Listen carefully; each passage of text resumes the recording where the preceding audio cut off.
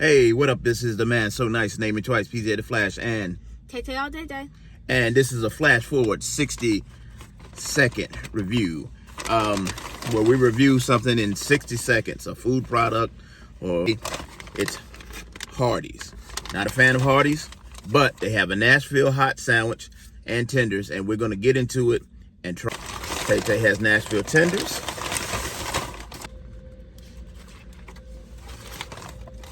Texture shot. Let's go. Pickles at the bottom. Hot Nashville chicken, mayonnaise or mayonnaise. Don't judge your books. Don't judge a book by its cover. In typical Hardee's fashion, what do you say?